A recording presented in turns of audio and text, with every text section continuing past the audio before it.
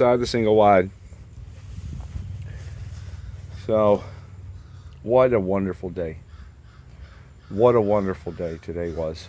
Um, in my industry, when you're my age, 54, and you're still in the field, you are pretty much looked at as an underachiever. How the hell weren't you get up into management, 20 years ago? Why are you still out here? I just fell in love with it. The field. Um, Long story short, long time ago, I was an assistant to old man Richard, and he was supposed to retire. I think it was 6 months, and I was going to train under Richard, and I was supposed to take over his jobs. And I love Richard. I loved him. But then, about 2 months into that assignment with him, his wife got tired of him hearing him complaining about damn construction, tired, and he's cranky in his late 60s. He says, "That's it, I'm retiring Friday." And then the boss man said to me, "All right, 2 months, Jamie, you've been with Richard. You're taking all of Richard's jobs over." And I was terrified. Absolutely terrified. And back then, unlike now, I used to be handsome, slim, trim. The cashiers used to wink at me. That don't happen no more. They just more run away. But anyway, so I walked into, it was a Monday. Richard retired Friday. Walked into my first, this is my job now. Carpet guys were there. I'll just never forget this. My grandfather told me, my beloved grandfather, my hero, my best friend, he told me, trust the man with the tool in his hand. So I was, mid-late 20s. I walked in, the guys were laying carpet, and I knew that they were older than me, and so I was not going to be able to say, "I am the superintendent here." It wasn't going to happen. And out of just desperation, because I was scared, I just said, "What's the optimal job look like when you show up?" And they told me stuff. They told me they're on piecework, and my brain was opened greatly. I'm like, and call me dumb, whatever. I just kept asking the same question to every trade, but a little bit different. Like, electric rough guy, what do you wish that I knew about your job? HVAC trim out guy, what are the challenges you have doing this? And he says, the architects never give us much room to put the inside unit in the house or the building. Then in my commercial days about cow tongues and whatever, I just kept asking these questions, and the field kept giving me this knowledge.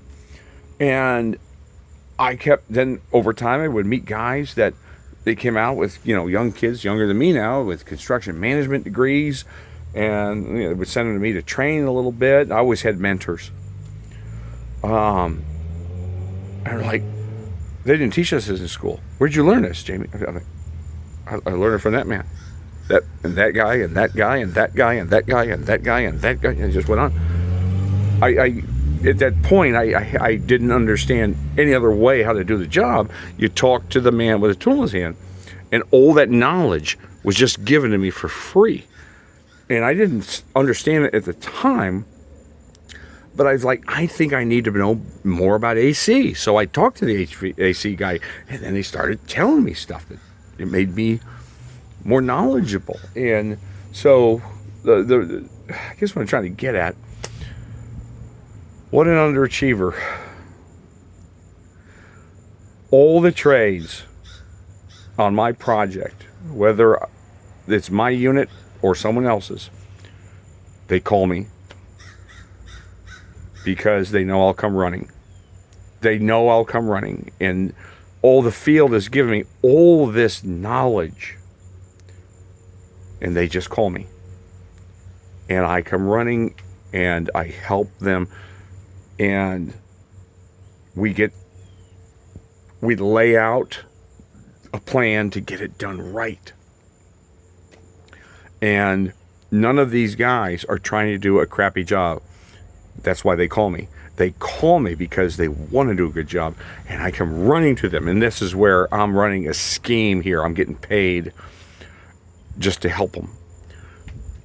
And, you know, there's these times in the field for over 2 decades, 2.5 decades, where I get these, what I call them, paychecks. One worker told me this one thing. He says, you know the only bank account you can never overdraw? This is a worker told me. It's called Goodwill. He says, I can write Goodwill checks to the greatest amount ever. They will always cash. And I found that inspiring. Like I had a superpower, like X-ray vision, like I was unleashed. Yeah, you know what? I got a checkbook like that too.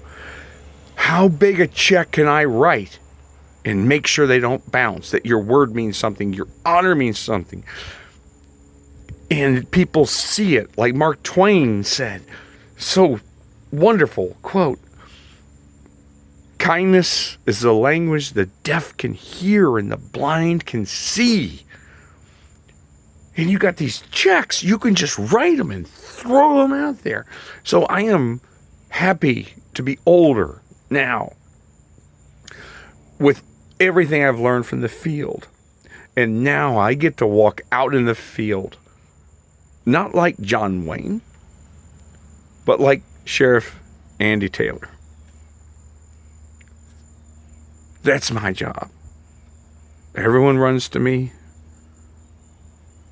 Put my hand on their shoulder. I say so many times to the boys, I'm so glad to be with you right here, right now. How can I help you? Every once in a while, Otis crawls into his cell, but I still get to be Andy Taylor, Sheriff Andy Taylor. My deputies all have pistols. They don't have any bullets.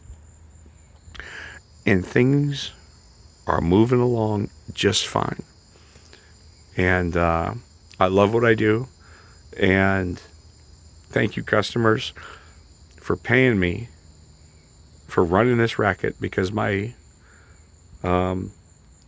never drive to work apprehensive, and I never drive home defeated. I'm a very lucky man.